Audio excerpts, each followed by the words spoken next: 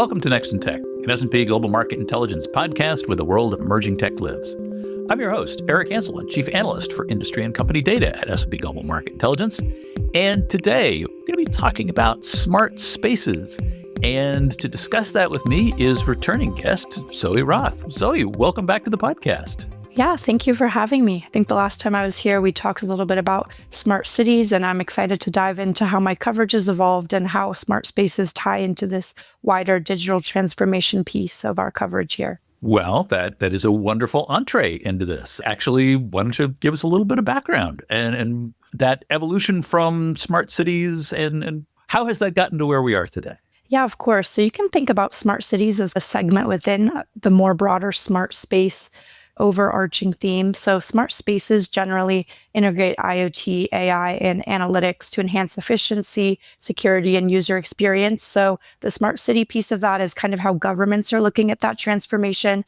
But broadly speaking, there's a lot of different smart spaces. So a healthcare clinic would be the healthcare segment's piece of that. For retail, we could look at an individual store, and that would be their smart space. For commercial real estate, that could look like an office that's invested in their digital transformation.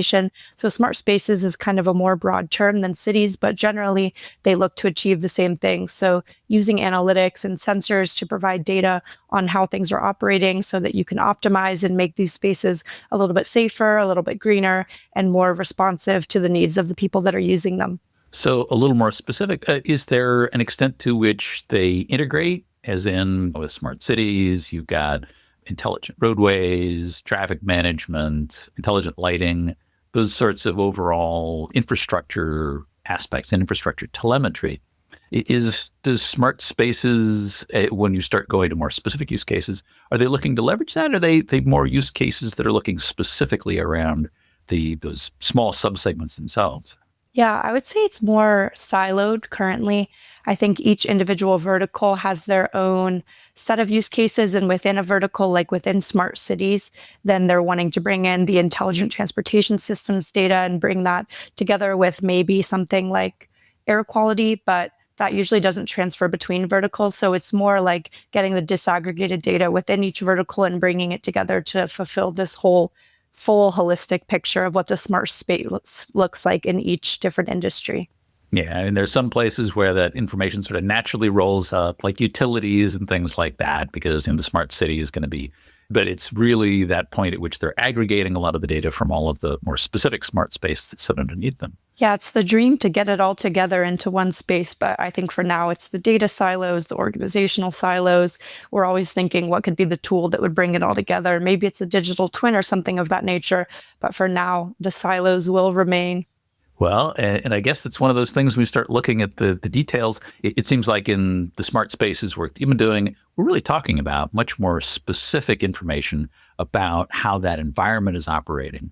What are the things you're typically focusing on in terms of what data and what are the use cases for some of that data that actually putting it to work? Yeah, so broadly, I break it down into two sides. There's the OT side and the IT side. So for OT applications, that's really focused on physical control and automation. So looking at building automation, HVAC systems, physical access control, energy management software, things like occupancy monitoring based on sensors. And then on the IT side, there are things like cloud-based building management, surveillance, and then location analytics as well. So those are the two distinct pieces, I think, that make up the whole picture, and bringing them together is the goal of a smart space. But there are definitely some challenges in who owns each of those sorts of data and how they can bring it all together to get a holistic view into their space. Yeah, and it seems like there have been aspects of this in which sort of one side peered into the other side. You had infrared sensors in HVAC environments looking to get an idea about how many people were in the building.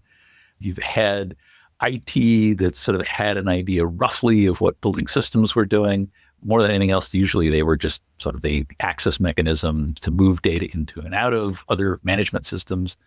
How do you see those coming together? And what are the integration points that are doing useful things around that? Yeah, there are definitely still a lot of challenges around the cooperation between those two legacy IT and OT groups. We find that IT is still holding a lot of the budget for projects around smart spaces with OT as a major influencer. But from a buildings perspective, since ultimately these spaces all end up being buildings of some sort, we find facilities management groups are really that unifying piece that can bring together their Wi-Fi access point procurement with potentially the installation of a new sensor for occupancy. So things are really coming together at the facilities management level to give that unifying piece to bring different applications together across retail, office spaces, healthcare as the piece that connects it all. Oh, interesting. Yeah, because that's something where, if you look at retail, they've looked at Wi-Fi sensing to try and do footfalls, store optimization. And that's been something that in many cases been outside of the building and facilities team. It sounds like there's opportunity to actually be able to do significantly more with that. It means, though, that a group that has been, as you're pointing out, really on the OT side has got to get a lot more fluent on the IT side and to really start to, well, actually, I guess I was expecting this, starting to do some of that integration. But is that something where the facilities folks are doing some of the integration work around that? Or is this still a collaborative effort with IT teams? I think it's definitely a mix of both, where facilities management has the expertise, but they're still not the perfect person to be doing it either. I think it's a mix of being IT-led and OT-led, especially in retail. We're finding a lot of interesting use cases around computer vision, which you could see as both OT and IT because you need some sort of existing infrastructure there, but ultimately you're doing like cloud-based analytics of how people are interacting with different things in the store and what they're checking out, what they're buying. So I think that's just a challenge that has yet to been overcome. But I think it's kind of everybody's doing it in their own way. And it's a mix. There's not one owner of this space right now. And I think that's leading to a little bit of confusion, but also a lot of opportunity for vendors that can figure out how to close that gap and provide solutions that can mitigate some of those challenges around integration and ownership of the use cases and applications. It seems like one of those situations in which you've now got multiple potential buyers, which makes sorting out that market for the vendors a matter of trying to find the right path to be able to actually facilitate the sale, figure out who actually owns the technology and who makes the decisions around it. Yeah, absolutely. There's totally different stakeholders in each segment, which can definitely lead to some challenge.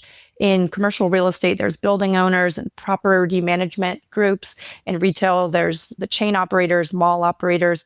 In healthcare, it can be people that are in charge of like CFOs or even sometimes the ones that are holding the budget for these projects. So it is a very vertical specific use cases and also the budget and stakeholder. But I think ultimately all of these different industries are looking to do the same things. They're looking to become safer or more efficient, but the ways in which they're doing that really do differ from industry to industry. Yeah, it seems like a situation where there is that natural merging that's taking place of the physical systems and the logical systems in these environments. And that tide winds up swinging one way or another, depending upon who really is driving some of those transitions, who's, maybe in some cases, which side of the house actually happens to get there first. Yeah, absolutely. And it's so different between verticals that it is hard to make any judgment around who's leading or how each different industry adopts these things, but it's definitely a vertical by vertical story. Interesting. Well, I know we've talked a lot on the podcast about digitization in retail, managing customer experience, a lot of the things that Cheryl Kingstone talks about. And so much of that, you have to have capabilities within the IT side to be able to leverage that data. So, if you're trying to look at placement optimization, shelf stocking, any of those kinds of things, it's you got to have the facilities people there to be able to get all of the infrastructure put in place, make sure the cameras are appropriately positioned, access points if you're doing Wi-Fi sensing, all those sorts of things that have to come into play. And you got to have all of the technology side of that ready to ingest that data and the analytics necessary to actually leverage it, put it to work, and get some actionable results based on it. Yeah, absolutely. And I think that especially in retail, we see a level of maturity that we're not seeing in other industries just because they do have that infrastructure readiness.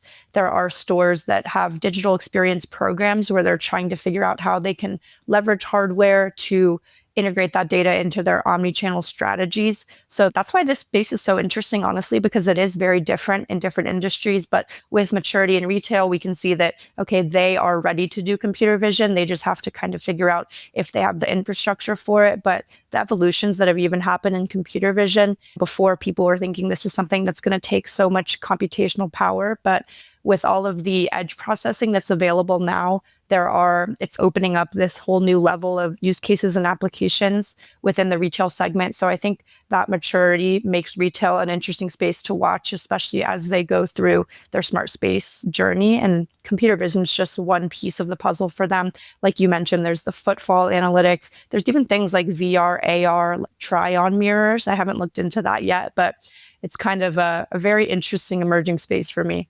Well, yeah, it's interesting you're talking about the vision piece, because that's something that, talking to Ian Hughes or Johan Vermey, they've always been big proponents of cameras as sort of the ultimate sensor, in that we use a lot of different sensing technology in various forms, but that cameras, you can do a lot with what the camera happens to give you. Depending on whether or not that happens to be industrial inspection, looking at manufacturing throughput and rate kinds of calculations. There's so many things you can do with it, but you're generating an awful lot of data. You've got to interpret it. You have to have those machine vision capabilities. And those are things that we've done in some level in the past. But as you're pointing out, you've got to have a fair amount of computational horsepower close to where you're doing those analytics. We're not talking about massive generative AI models yet, but because there are good machine learning use cases for doing computer vision, but it does mean that you have to have enough computing power close to it. Is that a challenge? You seeing that organizations are willing to make that infrastructure investment? It seems like edge has always been this area that's been hard to define, and then even harder to sort out in terms of where use cases are and what's necessary to actually make edge capabilities fully functional. Yeah, I've had a lot of conversations around this topic, and I think there's two approaches to it. There's the vendors that want to do more with less. They want to come to the market and say, you're not going to need to do any infrastructure upgrades. Like, we can use your existing Wi-Fi infrastructure, or we can even use a smart lighting deployment you have had in the past and jump onto that network and use that existing investment that you've made. But I think moving forward, especially as there becomes like a myriad of applications, you're not just looking at computer vision. Like, the best computer vision company can reduce this data and keep it where it is. But ultimately, in any of these spaces, not just retail, I think it is going to be this infrastructure upgrade that's required. Maybe that's 5G, maybe that's just newer Wi-Fi access points, but the connectivity ultimately is going to underpin what these applications are able to do, especially when it comes to low latency things. And of course, in manufacturing, like, you need that done a little quicker if you're thinking about the production line and getting predictive maintenance sort of analysis. In retail, you definitely want to make that calculation quickly. Like, if you're doing something analyzing that somebody checked out an apple and not a TV, but you charge them for an apple, there's a level of compute that's needed there. But I think it is just something that each industry is going to have to realize what their ROI is for this quick data processing that's needed. Yeah, it's I guess a series of ongoing challenges. But as you're pointing out, so much of this really is specific to the individual use case in terms of what it's happening to leverage and how it's actually putting it to work.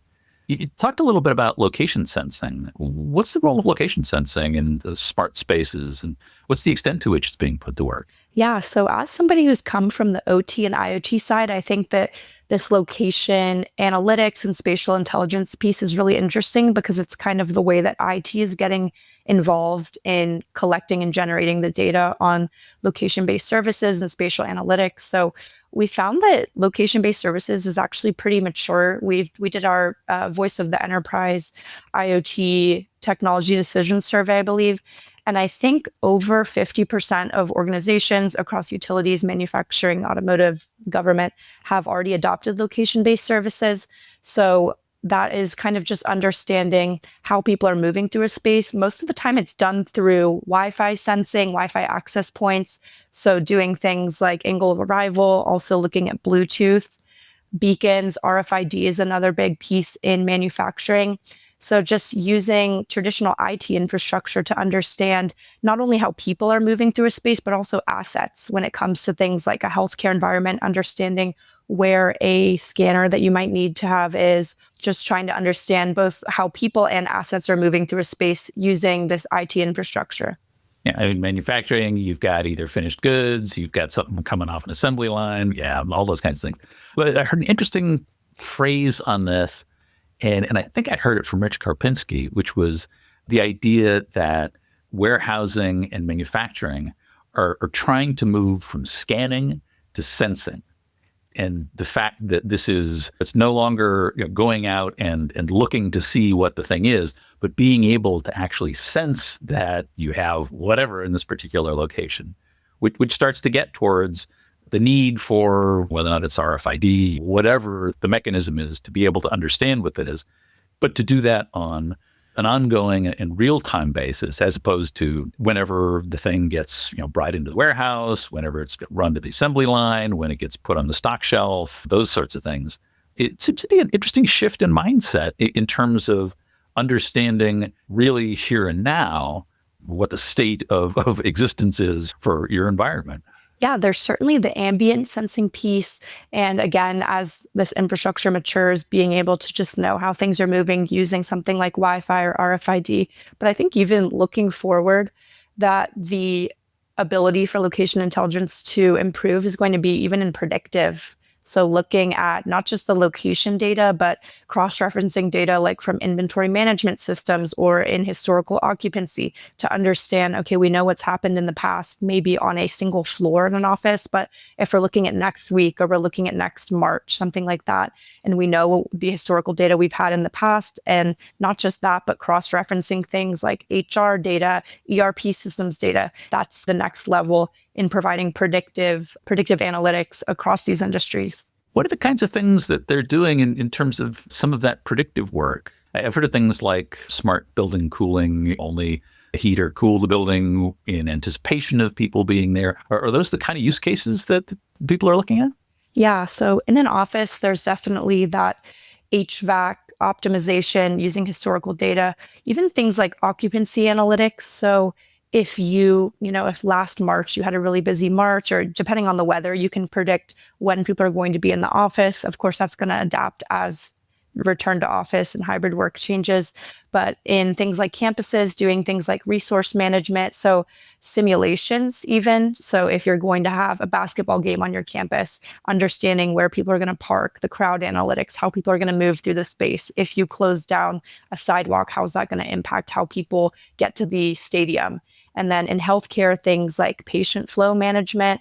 So that's a little bit harder to predict. It depends certainly on the individual day, but I think in each of these cases, they're very specific use cases. And I think the more data that they have from these systems, the better these predictions and simulations will be able to understand what will happen next. No, that's fascinating, because I think you mentioned the crowd management piece. I know that certainly big public venues do a lot of that kind of planning, but it seems like one of those things that you could take that to the next level by understanding that, hey, if it's raining, more people are going to take the covered path than are going to be outside, and plan accordingly to make sure that you've got, the right people, get barricades to direct people the right way, that sort of thing. It seems like that winds up being a much more fundamental public safety issue, just so you minimize crowding, don't get into crowd control issues, that sort of thing. Yeah, the event and entertainment piece of this, it's not something I've covered as much yet, but they definitely have focused on a lot of innovation from a myriad of perspectives. They've looked at IT infrastructure investments. So I'm thinking of NTT data. They have a crowd management application that can understand Wi-Fi signals and other phone signals to figure out how people are moving in a very low latency fashion. If something is happening, if all of a sudden a door closes or a certain area, there's an anomaly detected, being able to more proactively understand that. And then, again, that proactive piece and the simulation piece, just allowing you to do a lot of what if scenarios in all of these cases. And it's not just the IT side. I think from the OT side as well, they have their own chops, mostly sensor-based analysis and, It really just depends on what data you're starting from. And then from there, they're each looking to do their own simulation, predictive, what's next, a little bit of digital twins as well to really understand what is this going to look like when it happens, rather than all of a sudden we have some sort of event, public safety or whatever it may be, and we don't know what to do. It's really just getting more proactive and ready for things to occur. Yeah, and when you've done the simulation, when you've done all of those sort of scenario planning pieces, that you're that much better able to react when you wind up with some particular, whatever the issue happens to arise. That's a really big city that's coming from the smart city piece as well. So that's something that they're really needing to know from a predictive what's next scenario. So things like traffic management, even more, I think, on the resilience piece when it comes to things like flooding or a hurricane or something like that, both from the natural disaster perspective, but also from an infrastructure perspective on a city level. If you're going to lose a transformer in a certain neighborhood, understanding how long is it going to take for us to be up and coming from a utility perspective, how's that going to manage? And I think cities are really good at that piece right now. And there's a lot to learn in both directions when it comes to predictive analytics and the simulations for resilience. Interesting. Yeah, because of course, on that grand scale, maybe that is the point that starts to bring that connection full circle from what we get in the individual smart spaces and what they can actually roll up into the city as a whole. Yeah, exactly. There's so many things that are bringing it together in my mind is always, okay, it's the location analytics piece, it's the resilience piece, it's the predictive piece. They are very similar, but they can also just really differ when it comes to individual use cases.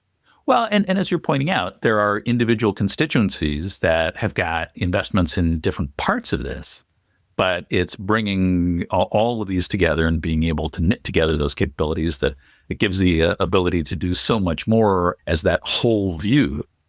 You mentioned digital twins. I assume that we're still a ways from digital twins for cities, but we're getting there with buildings and a lot of systems and building systems. So who knows? Maybe we'll be able to do the simulations in the digital twin realm in the not too distant future. Yeah, exactly. I think the digital twin, that's something I'm very excited about in both perspectives. And cities are, for the most part, or not cities, buildings for the most part, are there on individual levels. So not a complete digital twin, not like an operational digital twin, but more kind of just looking at it in a new way. So looking at the whole building in a way that looks like the building looks, rather than what has been done in the past, which is just kind of looking at PDFs or more two-dimensional approaches. But yeah, digital twins for cities, when that happens, I mean, I know a few cities have done digital twins. Orlando's done a digital twin, but that was used more for like real estate and marketing perspective rather than using it for operational. And I think that's just the matter of getting the data together and getting people to share the data. And then,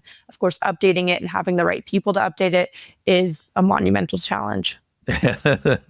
As with anything, right? Making sure the data is up to date.